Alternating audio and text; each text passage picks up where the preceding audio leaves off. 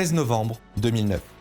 La Formule 1 sort à peine d'une saison totalement imprévisible, marquée par l'exploit inattendu de Brown GP, championne du monde pilote et constructeur contre toute logique. Mais derrière ce conte de fées, la réalité est plus fragile. L'équipe est confrontée à de sérieux problèmes financiers et Ross Brawn n'a alors qu'une seule option, revendre. Brown GP disparaît pour laisser place à un nom légendaire de l'histoire du sport automobile, Mercedes. 55 ans après avoir quitté la discipline, les Flèches d'Argent sont de retour en Formule 1. Un retour chargé d'histoire qui à lui seul suffit déjà pour faire monter la pression, mais ce n'est que le début. Car quelques semaines plus tard, Mercedes va faire une annonce qui va littéralement retourner le paddock.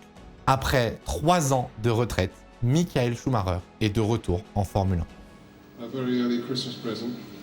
I'd like to introduce Michael Schumacher. Well, I mean, that was a great welcome. I feel very thrilled. Le Kaiser sort de l'ombre pour relever ce qui ressemble être l'ultime défi de sa carrière déjà absolument légendaire. Mais après 3 ans, la Formule 1 a changé, une nouvelle génération est arrivée, affamée, talentueuse et bien décidée à ne laisser aucune place au passé. Sebastian Vettel, malgré son jeune âge, affiche déjà un potentiel immense et compte bien s'installer parmi les plus grands. À ses côtés, Mark Webber, lui, voit peut-être la meilleure occasion de sa carrière, lui qui sait que le temps commence à jouer contre lui. Fernando Alonso, double champion du monde, est lui aussi de retour aux avant-postes après un passage compliqué chez Renault avec une seule idée en tête, reconquérir le sommet de ce sport. Pour finir, Lewis Hamilton et Jenson Button, tous les deux champions du monde, sont également là, portés par l'envie d'écrire une nouvelle page dans leur histoire et d'aller chercher une deuxième couronne mondiale. Entre le retour d'une légende, l'émergence de nouvelles forces, la présence de plusieurs champions du monde sur la grille et des équipes capables de se battre pour chaque victoire, tous les ingrédients sont réunis. Tout laisse penser que 2010 ne sera pas une saison comme les autres et c'est effectivement ce qu'il s'est passé. Cette année va marquer à jamais l'histoire de la Formule 1.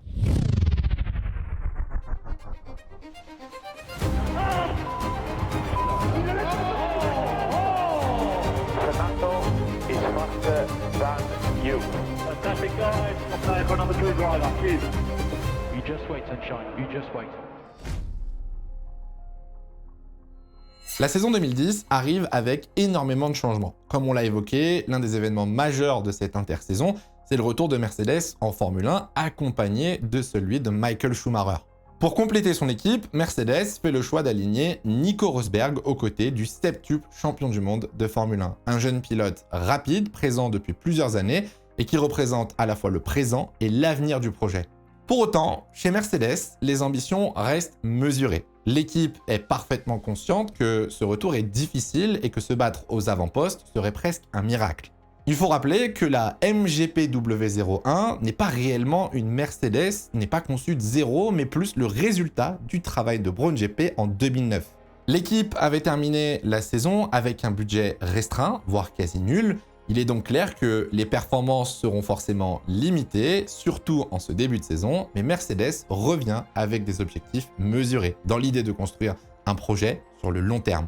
En revanche, s'il y a bien des équipes qui affichent clairement leurs ambitions en 2010, ce sont Red Bull, McLaren et Ferrari. 3 équipes qui ont déjà le même objectif, remporter les titres pilotes et constructeurs. Du côté de Red Bull, la progression est impressionnante. Depuis leur arrivée en 2005, l'écurie autrichienne ne cesse d'évoluer saison après saison jusqu'à devenir l'une des références du plateau. En 2009, Red Bull est passé tout près de décrocher le titre pilote et constructeur, et pour 2010, l'objectif est clair, gagner absolument tout ce qui est possible. La voiture semble extrêmement performante au vu de la fin de saison précédente, et surtout le duo de pilotes apparaît comme l'un des plus compétitifs de la grille en 2010. Après seulement 2 saisons en Formule 1, Sebastian Vettel a déjà prouvé qu'il faisait partie des plus talentueux et les plus rapides de sa génération, faisant de lui un prétendant très sérieux au titre mondial. Mais Red Bull ne repose pas uniquement sur le pilote allemand. De l'autre côté du garage, Mark Webber compte bien avoir son mot à dire. Après plusieurs saisons passées en Formule 1, l'Australien sait qu'il tient là peut-être sa première véritable occasion de sa carrière pour se battre pour un titre mondial. Du côté de chez McLaren, le duo affiché pour la saison est tout simplement historique. Pour la première fois dans l'histoire de la Formule 1, une même équipe aligne les 2 derniers champions du monde en titre.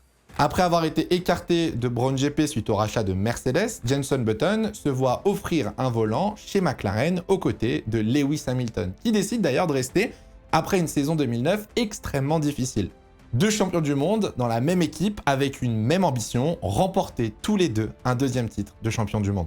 Pour terminer, du côté de chez Ferrari, l'intersaison a été marquée par de profonds changements. Après sa grave blessure au Grand Prix de Hongrie 2009, Felipe Massa fait son retour à la compétition. Le Brésilien est déterminé à prouver qu'il n'a rien perdu de son talent et qu'il est toujours capable de jouer aux avant-postes. Mais cette saison, il la partage avec l'un des pilotes les plus talentueux et redoutés de la grille, Fernando Alonso. L'Espagnol arrive chez Ferrari après un passage compliqué chez Renault, une période marquée par des performances en demi-teinte et surtout dans l'ombre du Crashgate à Singapour en 2008. L'arrivée de Fernando Alonso signifie aussi le départ de Kimi Raikkonen. Après qu'aucun accord n'ait été trouvé entre le champion du monde de 2007 et l'équipe italienne, le pilote finlandais décide donc de mettre sa carrière en Formule 1 entre parenthèses pour se tenter une nouvelle aventure en WRC. Un autre départ extrêmement important à mentionner pour cette saison 2010, c'est le départ de Toyota. Le constructeur japonais annonce son retrait de la Formule 1 à la suite de l'impact de la crise financière de 2009. Une décision regrettable au vu des performances de Toyota en 2009, mais surtout au vu des rumeurs qui tournaient autour de la monoplace de 2010, qui semblait être une voiture extrêmement prometteuse. Côté réglementation, la saison 2010 apporte également plusieurs changements notables. Le premier concerne le barème de points. Fini les 10 points accordés aux vainqueurs. Désormais, une victoire rapporte 25 points au championnat.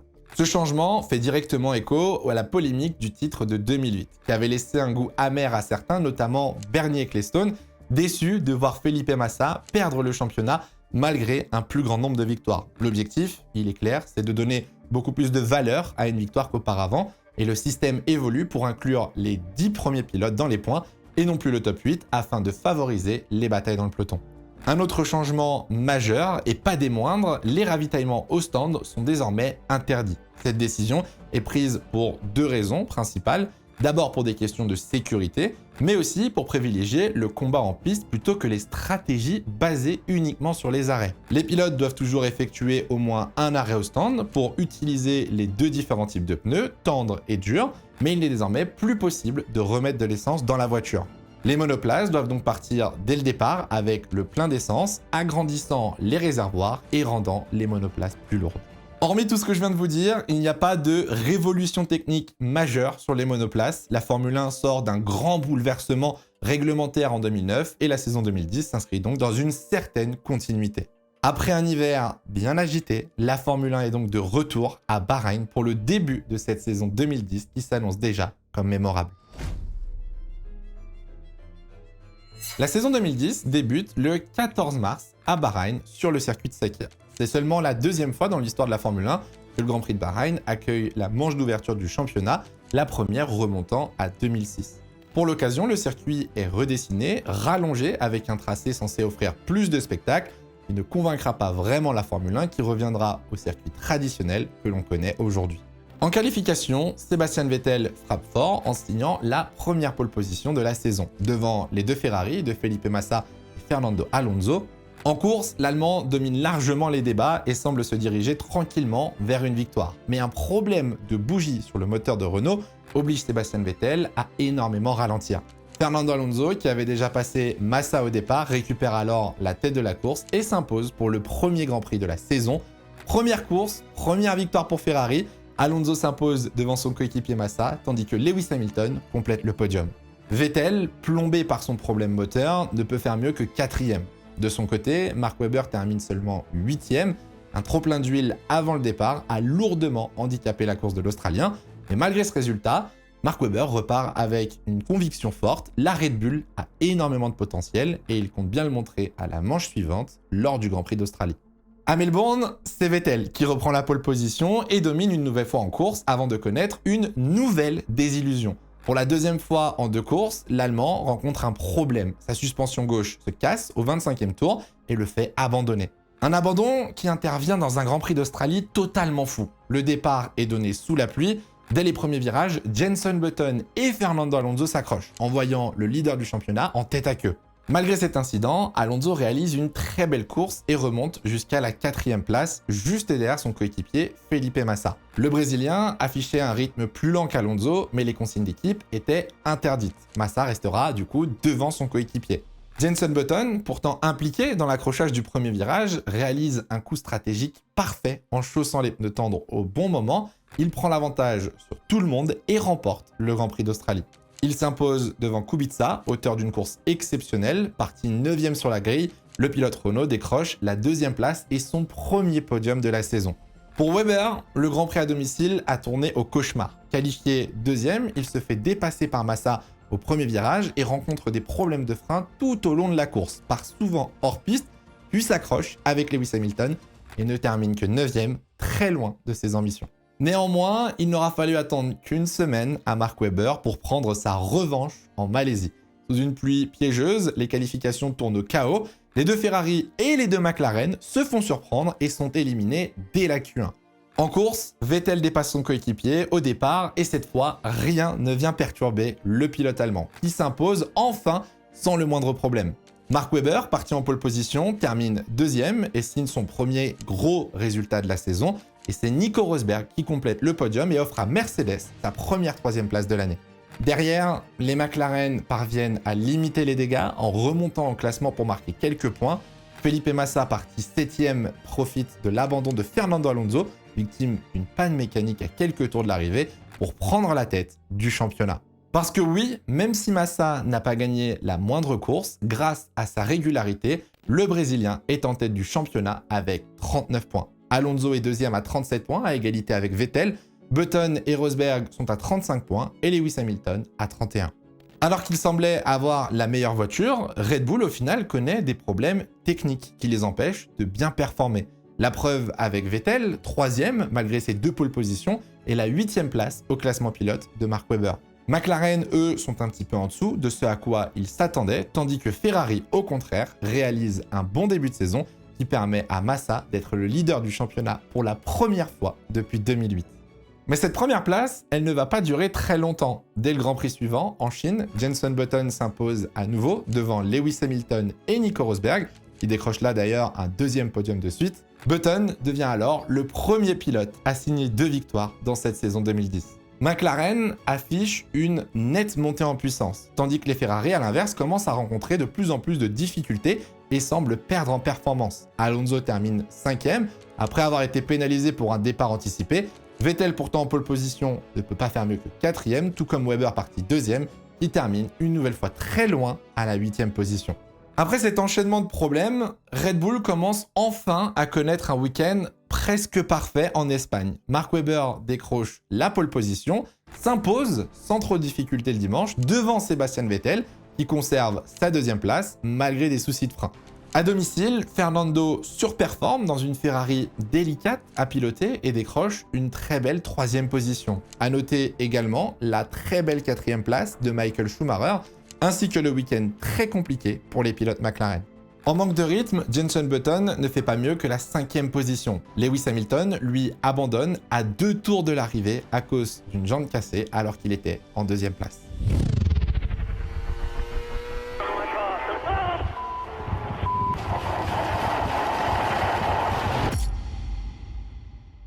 Cette montée en puissance de Red Bull se confirme enfin à Monaco avec la pole position et la victoire de Mark Webber. Après un début de saison quand même très compliqué, il enchaîne désormais les très bonnes performances et ce résultat lui permet de prendre la tête du championnat à égalité avec son coéquipier. L'Allemand, lui, termine 2e après s'être élancé 3e sur la grille, devancé par la Renault de Robert Kubica, une nouvelle fois impressionnant. Le Polonais réalise un tour de qualification exceptionnel pour se placer en première ligne, mais ne pourra pas résister à la Red Bull de Sébastien Vettel pendant le Grand Prix. De son côté, Jenson Button, ex-leader du championnat, va vivre un week-end cauchemardesque. Abandon dès les premiers tours de course à cause d'une casse moteur, il va perdre la tête du championnat suite à ce résultat, et je suis obligé de vous parler du week-end de Fernando Alonso. Le pilote espagnol part à la faute en 3e séance d'essai libre. Un énorme accident qui va lui empêcher de prendre part aux séances de qualification alors qu'il avait les meilleurs temps des séances d'essai libre. Malheureusement pour lui, départ depuis la voie des stands, Fernando réalise quand même une très belle course pour remonter jusqu'à la 6e position et sauver les meubles d'un week-end très compliqué. On est donc à la fin du premier tiers de cette saison 2010 et le classement est plus serré que jamais. Mark Webber et Sébastien Vettel sont en tête du championnat avec 78 points chacun. Alonso est à 75 points, Button 4e à 70, Felipe Massa, lui, compte 61 points et Lewis Hamilton 59. En 6 courses, on a connu 4 leaders du championnat différents, issus de 3 équipes différentes. On a eu 8 pilotes sur le podium, dont Nico Rosberg et Robert Kubica. La saison est totalement ouverte, imprévisible. Chaque week-end peut redistribuer les cartes. Mais pendant que certains confirment, d'autres surprennent, un pilote, lui, attire déjà l'attention, et ça, pour de mauvaises raisons. 20 secondes. C'est la pénalité dont Michael Schumacher a écopé à Monaco pour avoir dépassé Alonso sous procédure de voiture de sécurité dans le dernier virage du dernier tour de la course, le faisant passer de la 6e à la 12e place. Le retour de Michael Schumacher en Formule 1 ne se déroule pas du tout comme on pouvait l'espérer. Lorsque Mercedes annonce la signature du septuple champion du monde, l'attente est immense. Les espoirs sont énormes. Voir Schumacher revenir après 3 années de retraite dans une équipe Mercedes renaissante, ça avait tout d'une histoire parfaite, presque écrite à l'avance. Mais là, très rapidement, la réalité de la piste va rappeler une chose essentielle, la Formule 1 ne vit pas dans le passé. Force est de constater, Michael Schumacher n'est plus le même pilote que celui qui dominait la discipline chez Ferrari. Non pas par manque de talent ou de motivation, mais parce que le contexte a profondément changé. En 3 ans, les voitures ont énormément évolué. La Formule 1 de 2010 n'a plus grand-chose à voir avec celle qu'il avait quittée fin 2006. Les monoplaces sont plus lourdes, demandent une nouvelle manière de piloter. Et pour un pilote qui revient après une si longue pause, le défi est immense.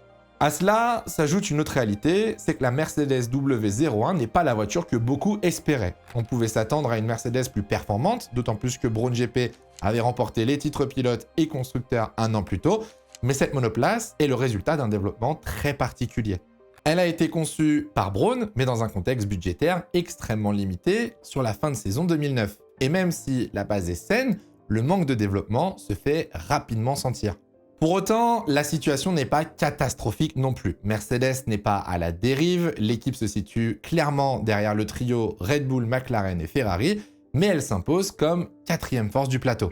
Les deux voitures se battent régulièrement avec la Renault de Robert Kubica, et les points sont souvent au rendez-vous.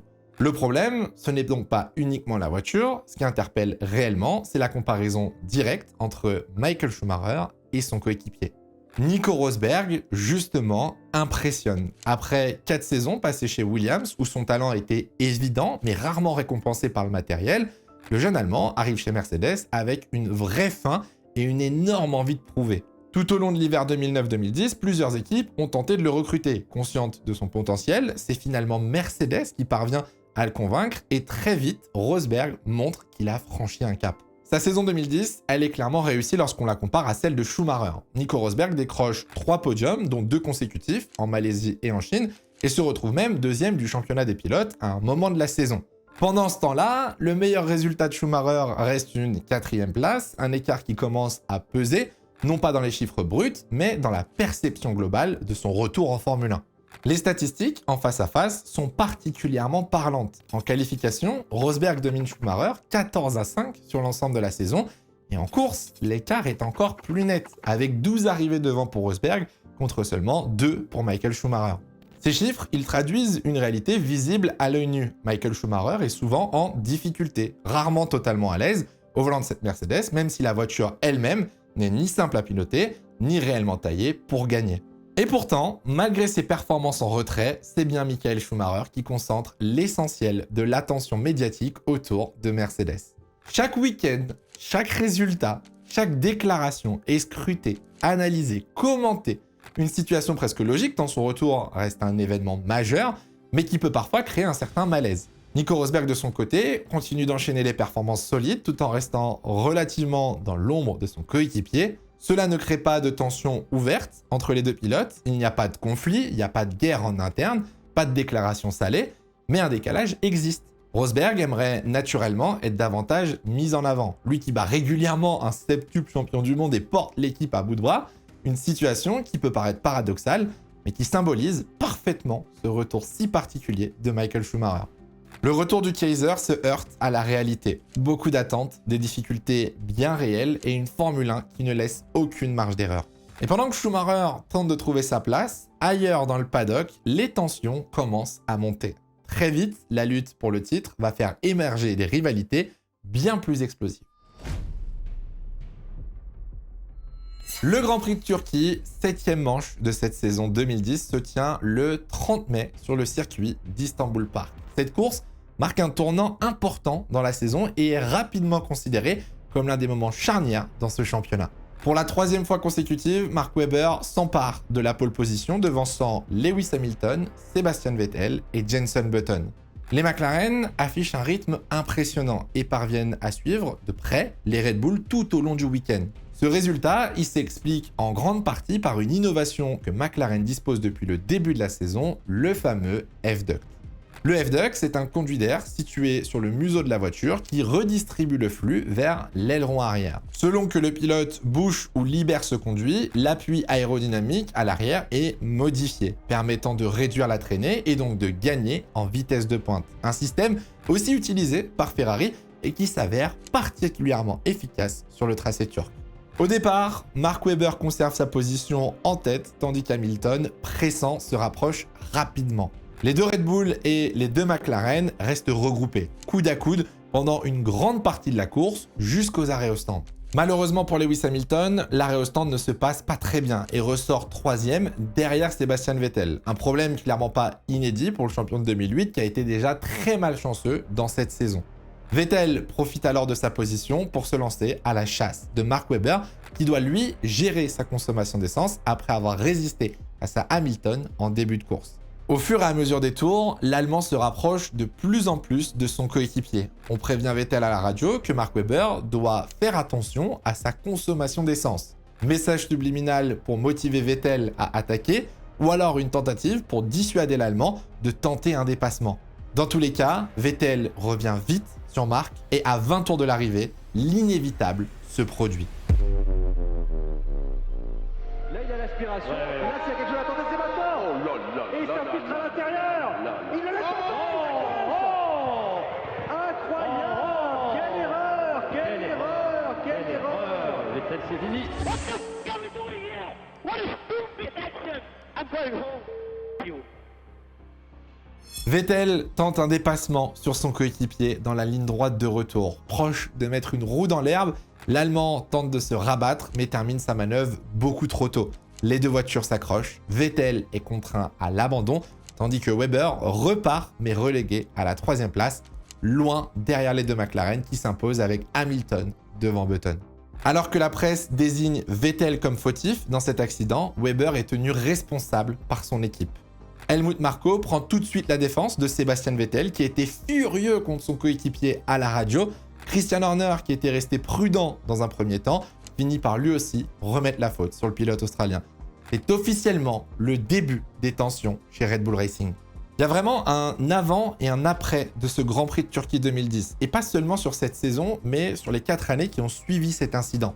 La cassure entre Webber, qui était alors leader du championnat, et son équipe, elle est vraiment profonde. Red Bull considérera définitivement Webber comme un numéro 2 derrière Sebastian Vettel, sans jamais vraiment l'assumer.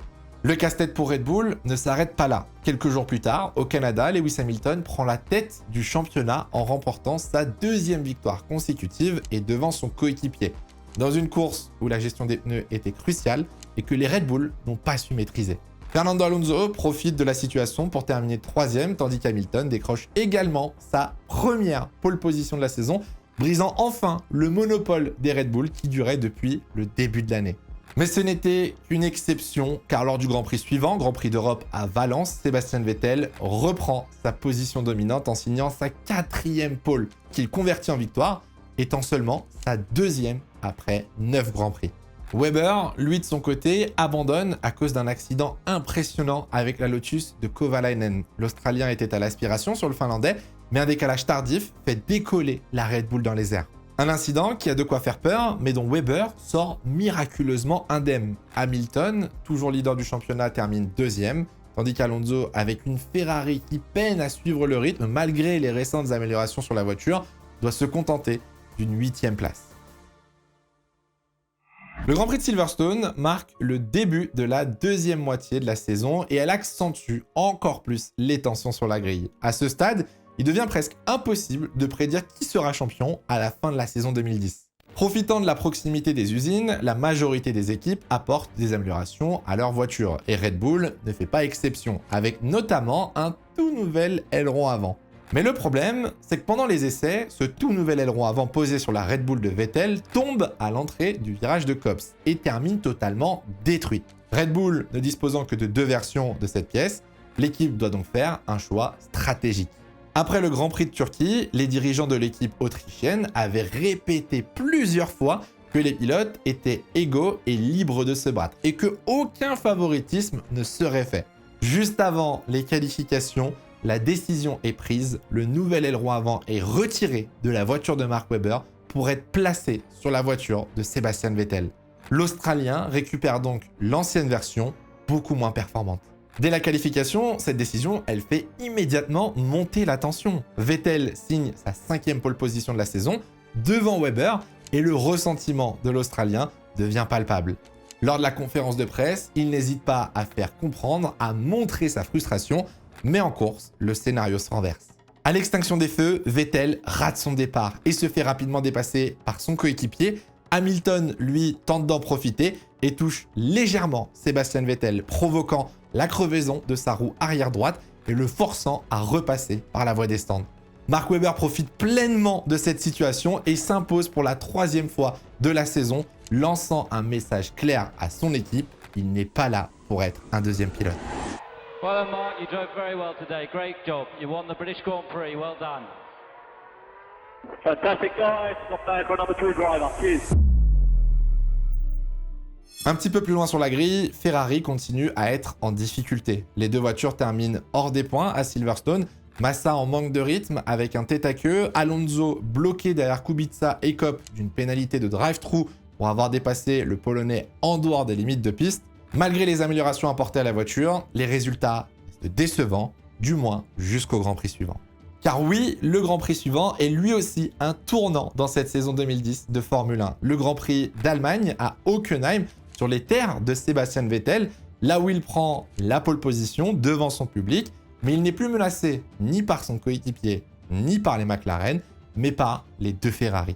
Alonso signe une 2e place à seulement 2 millièmes de la pole position. Massa est 3e en qualification et s'élance parfaitement prenant la tête du Grand Prix dès le premier virage. Vettel lui rate son départ et voit les 2 Ferrari passer. Alonso reste bloqué derrière son coéquipier jusqu'au 48e tour qui va faire basculer ce Grand Prix d'Allemagne lorsqu'on demande à Felipe Massa implicitement de laisser passer son coéquipier. So, Fernando is faster than you. Can you confirm you understood that message? Fernando Alonso remporte sa 2e course de la saison devant Felipe Massa qui complète un doublé et Ferrari reçoit une amende de 100 000 $ pour avoir manqué de discrétion en donnant des consignes d'équipe alors interdites en 2010. Alors déjà, cette consigne d'équipe, elle est pas très discrète, mais au-delà de ça, Ferrari va vraiment être au cœur d'un drama. Même si en soi la décision d'aider Alonso à rester dans la bataille pour le titre, elle est logique. Mais ce genre de manœuvre, ça ne plaît pas du tout. Les fans allemands sifflent Alonso sur le podium, les journalistes en conférence de presse accusent Alonso de ne pas être capable de gagner sans l'aide de son coéquipier, et au final, Ferrari se retrouve sous les projecteurs et Stefano Domenicali se fait attaquer de tous les côtés dans le paddock. Mais bon, la bonne nouvelle pour l'écurie italienne, c'est que Ferrari retrouve du rythme, et ça se confirme en Hongrie.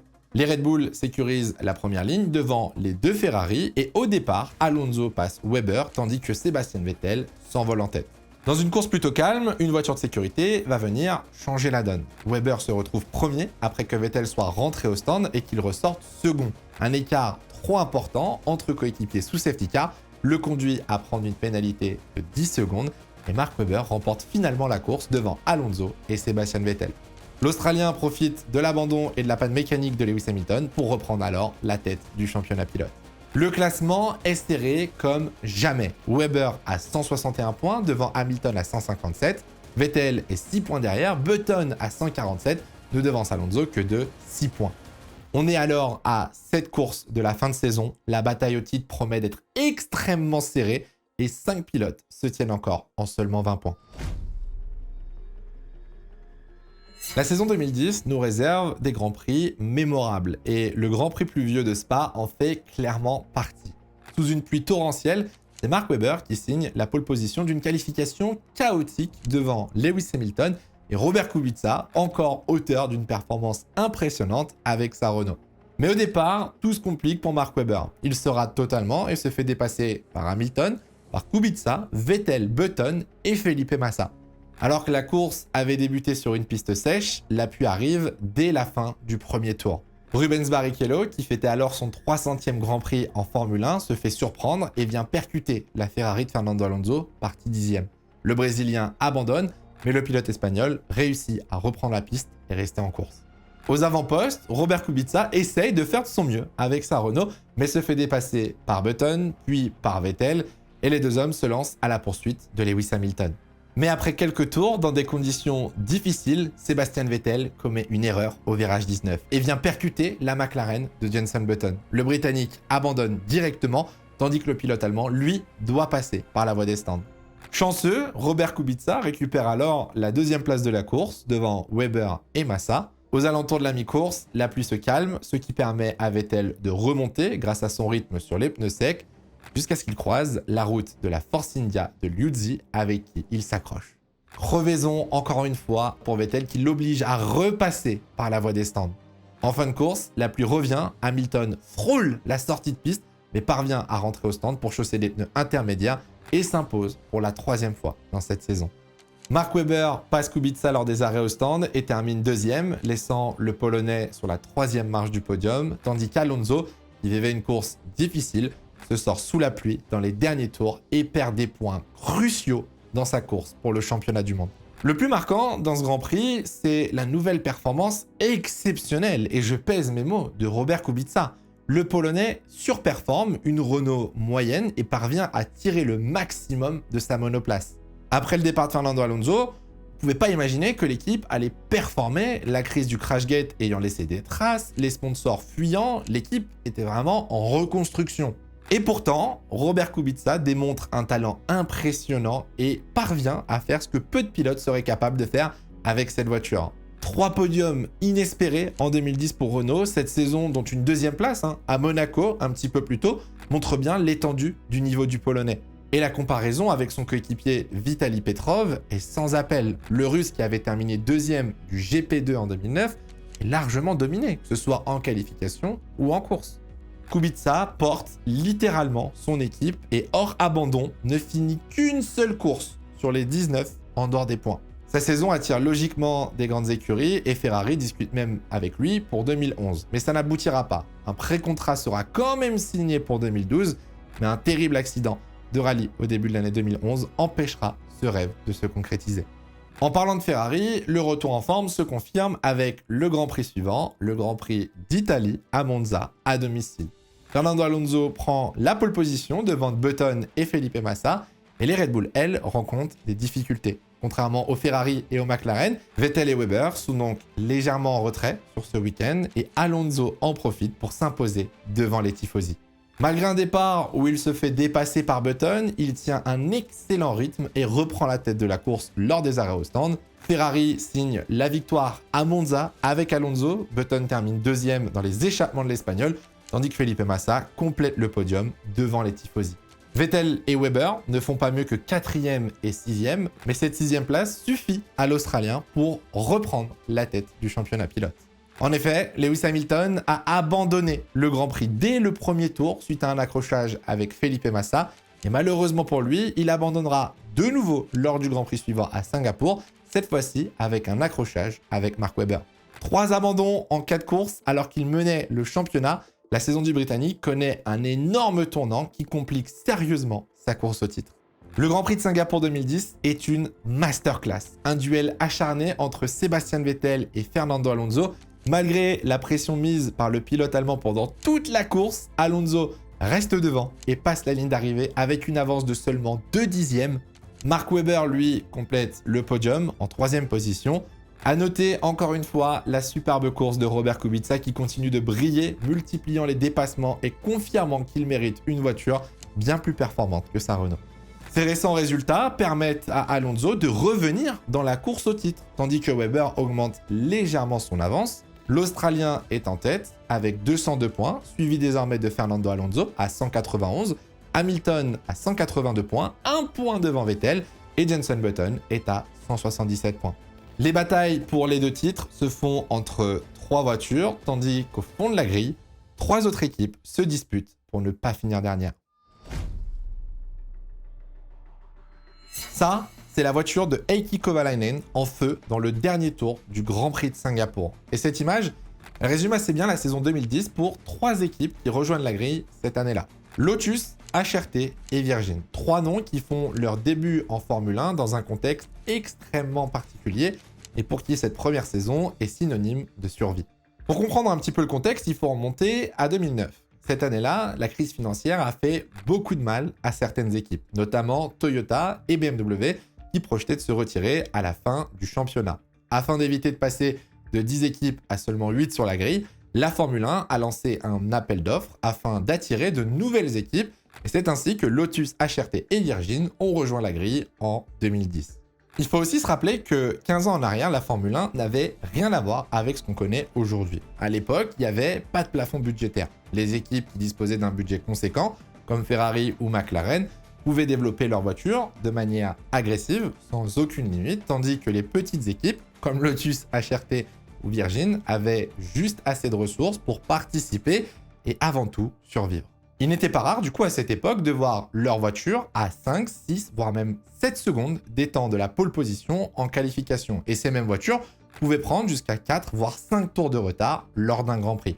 Alors, on va parler dans un premier temps de Lotus, qui n'a rien à voir avec l'écurie qui a connu le succès dans les années 80. Cette équipe, elle appartenait à Tony Fernandes, un riche entrepreneur malaisien, et elle alignait un duo complémentaire et expérimenté, Jarno Trulli, déjà habitué à la Formule 1, et Heikki Kovalainen qui venait de quitter McLaren.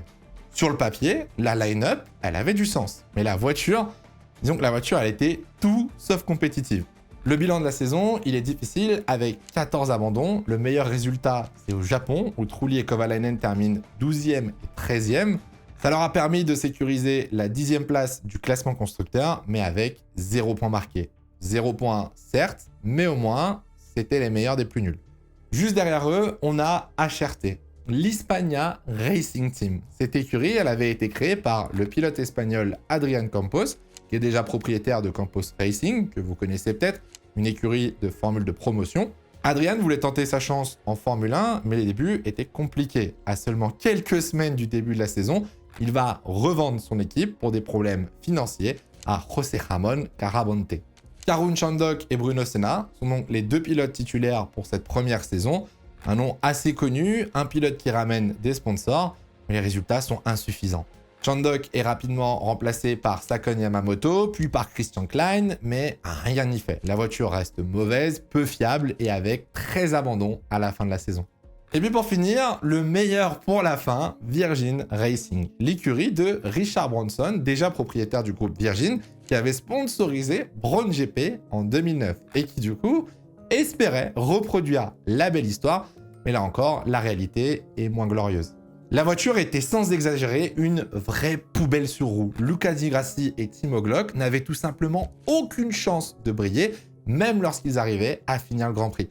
Sur les 4 premiers Grands Prix, la statistique, elle est folle, c'est 7 abandons. Et seul Di Grassi a réussi à terminer l'une de ses courses à la 14e place en Malaisie. Virgin termine la saison avec 17 abandons, le bilan le plus catastrophique de ces 3 équipes. Alors, si vous cherchez un point commun entre Lotus, HRT et Virgin, il y en a un, ils utilisaient tous les 3 le moteur Cosworth, qui était fourni par la Formule 1 pour les équipes incapables de produire le leur. Au-delà de ce trio, il y a aussi Williams qui l'a utilisé, mais avec un budget plus important et surtout avec plus d'expérience, ça leur permettait de l'exploiter correctement. Aujourd'hui, un tel écart de performance avec des résultats aussi faibles, c'est tout simplement impensable. Mais sur l'ère Bernie Ecclestone, si vous pouviez payer votre entrée pour participer, vous étiez libre de rouler, peu importe vos performances. Il faut aussi prendre en compte l'urgence de la situation. L'appel d'offres de 2009 a permis à ces équipes d'entrer dans le championnat dès 2010, mais avec très peu de préparation, très peu de développement et aussi très peu d'expérience. Ce manque de performance flagrant s'est aussi prolongé dans les années suivantes, notamment lors de l'introduction de la nouvelle réglementation moteur en 2014 avec le cas de Marussia ou de Caterham. Bref, cette année 2010 a été très difficile pour ces trois équipes, mais il y a aussi un pilote qui va se retrouver en difficulté dans cette fin de saison, alors qu'il semblait être le mieux placé pour le titre de champion du monde. Il ne reste que désormais 4 grands prix pour boucler cette saison de Formule 1. 4 courses qui vont décider du sort d'un championnat extrêmement serré et qui va se jouer entre 5 pilotes. Fernando Alonso, les 2 pilotes Red Bull, Vettel et Webber, et enfin les 2 pilotes McLaren, Lewis Hamilton et Jenson Button. Avant ce sprint final, celui qui semble être le mieux placé, c'est l'Australien Mark Webber. Il est en tête du classement, apparaît comme favori pour le titre, mais alors que tout semblait aller au mieux, un événement inattendu va venir bouleverser ses plans et redistribuer les cartes pour cette fin de saison.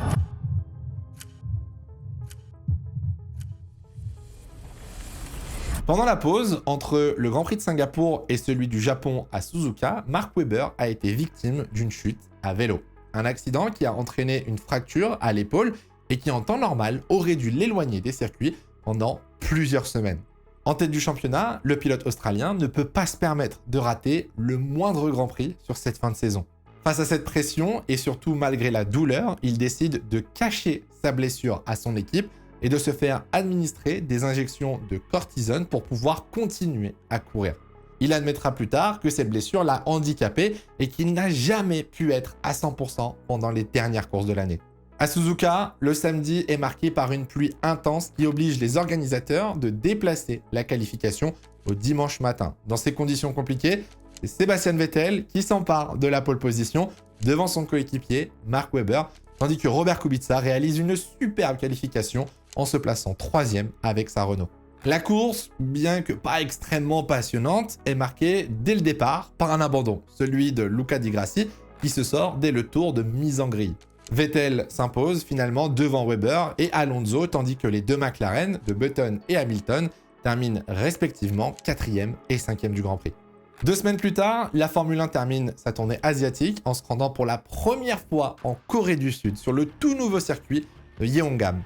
Cette course s'annonce comme l'une des plus importantes de cette saison, un tracé sur lequel personne n'a de repères ni d'expérience et avec seulement 3 courses restantes avant la fin, dans un championnat ultra serré, aucune erreur ne sera permise. Lors des qualifications, Vettel met encore une fois tout le monde d'accord en prenant la pole position devant son coéquipier Mark Webber.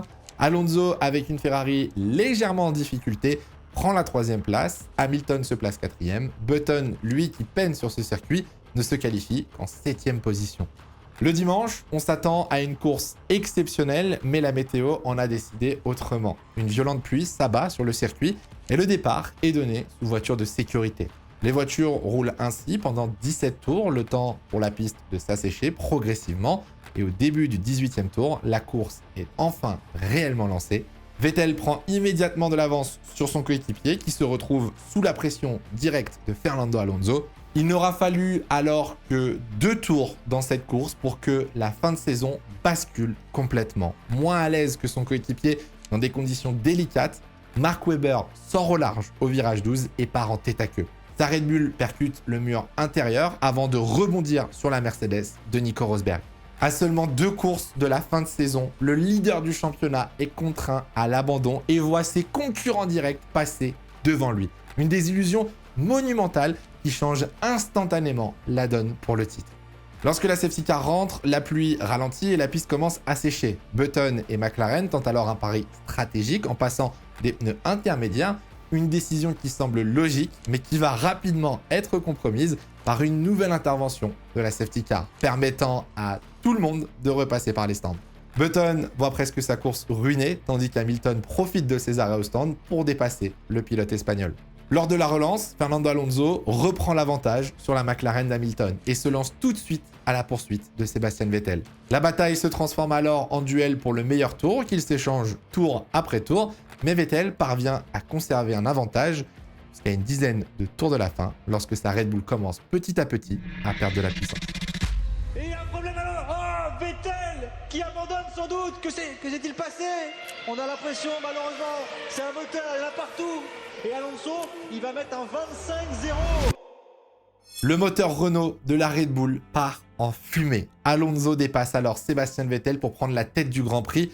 Fernando remporte la course devant Lewis Hamilton et Felipe Massa, tandis que les deux Red Bull repartent du Grand Prix de Corée avec 0 points. Avec cette victoire, Fernando Alonso prend la tête du championnat avec 11 points d'avance sur Mark Webber et semble en excellente position avant le Grand Prix du Brésil. Pour remporter le titre une course avant la fin, l'Espagnol doit marquer 15 points de plus que Webber, 5 de plus que Lewis Hamilton et terminer devant Sébastien Vettel. Mais les qualifications au Brésil vont venir ajouter un nouvel élément totalement inattendu. À la surprise générale, Nico Hülkenberg, au volant d'une Williams, prend la pole position devant les Red Bull, alors qu'Alonso ne peut faire mieux qu'une 5e place. Dans une Williams qui manque parfois de rythme, mais qui offre tout de même de belles performances, Hülkenberg démontre tout son talent, réalisant sa première pole en Formule 1. La course sera un petit peu différente pour le jeune Allemand, il cède très rapidement face au Red Bull, mais effectue quand même une belle défense face à Alonso puis à Hamilton, avant de terminer 8e à cause du manque de rythme de sa Williams. Vettel remporte sa 4e course de la saison, juste devant Webber, offrant ainsi à Red Bull leur premier titre constructeur de l'histoire, une étape importante pour une équipe arrivée seulement en 2005 et qui aura su être en constante progression. Alonso, lui, termine 3e devant Hamilton, ce qui ne lui permet pas encore de décrocher le titre pilote, mais lui garantit de rester en tête du classement avant la dernière course de la saison. Fernando Alonso se retrouve avec 8 points d'avance devant Mark Webber, Vettel est à 231 points, Hamilton est à 222 points et Jenson Button est à 199 points. Si vous êtes bon en maths, vous l'avez compris, Jenson Button est désormais hors course pour le championnat et ne pourra pas conserver son numéro 1. Le titre se jouera donc 2 semaines plus tard à Abu Dhabi avec une tension maximale et 4 pilotes encore capables, en théorie, de prétendre à la couronne. La finale de ce championnat 2010 de Formule 1 se déroule donc sur le circuit d'Abu Dhabi, du 12 au 14 novembre, et le scénario ne pouvait pas être plus intense.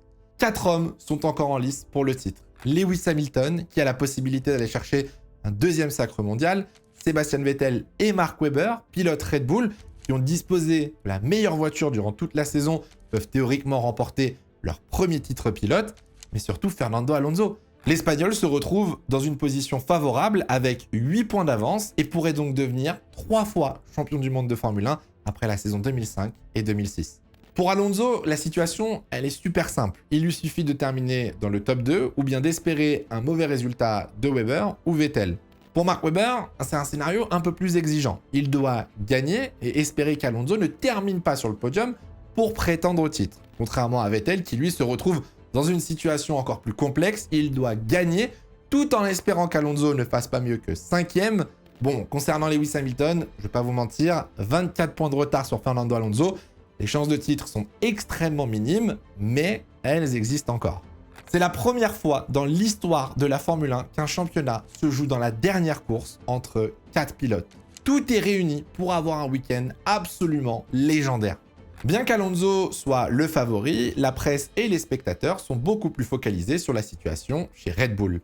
La grande question est, est-ce que les consignes d'équipe seront utilisées pour favoriser un pilote plutôt que l'autre face à Fernando ? Les consignes d'équipe étant officiellement interdites, Horner, directeur de l'équipe, assure qu'aucune directive ne sera imposée. Mais Vettel, de son côté, déclare qu'il n'hésitera pas à aider son coéquipier s'il le pouvait pour aider à battre Fernando Alonso. Lors des qualifications, c'est une nouvelle fois Vettel qui prend l'avantage et s'adjuge la pole position. La 10e sur 19 possibles en 2010.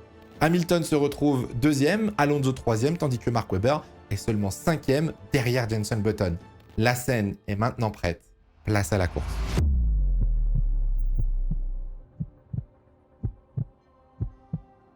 Dimanche 14 novembre 2010. Le soleil commence à se coucher sur le circuit d'Abu Dhabi et le crépuscule de cette saison est sur le point de débuter. 4 pilotes séparés par seulement 24 points, chacun avec le même objectif, devenir champion du monde de Formule 1. À l'extinction des feux, Vettel conserve l'avantage de sa première place devant Hamilton, mais Alonso manque son départ et se fait dépasser par Button qui prend la 3e position. Le début de course est sous haute tension, notamment dans le peloton.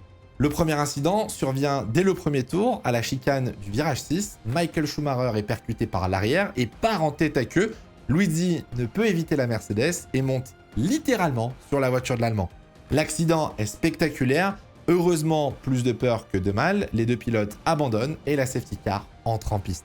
Sur ce circuit qui n'use pas beaucoup les pneus, certains pilotes tentent un pari audacieux, profitant de l'interruption pour effectuer leur arrêt obligatoire et passer sur des pneus durs, comme par exemple Nico Rosberg, Vitaly Petrov ou encore Alguersuari. Dans ces conditions, la 4e place d'Alonso suffit pour être champion, 2 points devant Sebastian Vettel.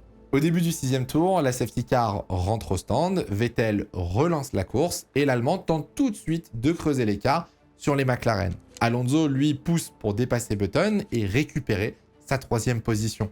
Webber en difficulté tout au long du week-end essaye de rester accroché à la Ferrari, mais est aussi mis sous pression par Felipe Massa juste derrière lui.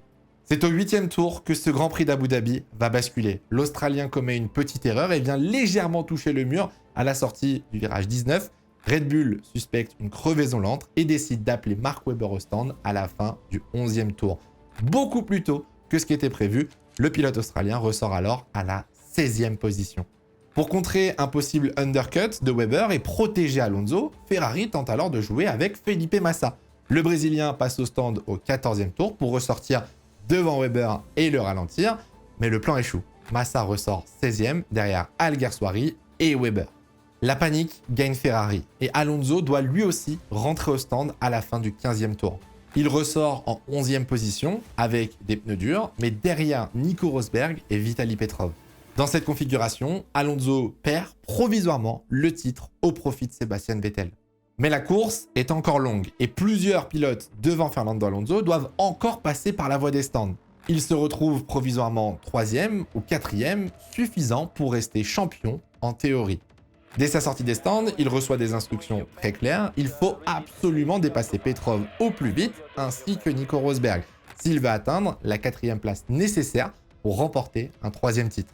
C'est crucial car, avec leur arrêt anticipé, ces pilotes ne prévoient pas de repasser par les stands. Chaque tour devient un défi, dépassé sur un circuit presque impossible, surtout face à une Renault qui, ce jour-là, avait une excellente vitesse de pointe. À l'avant, Vettel et Hamilton effectuent chacun leur arrêt et ressortent derrière Jenson Button qui ne s'arrêtera que 15 tours plus tard.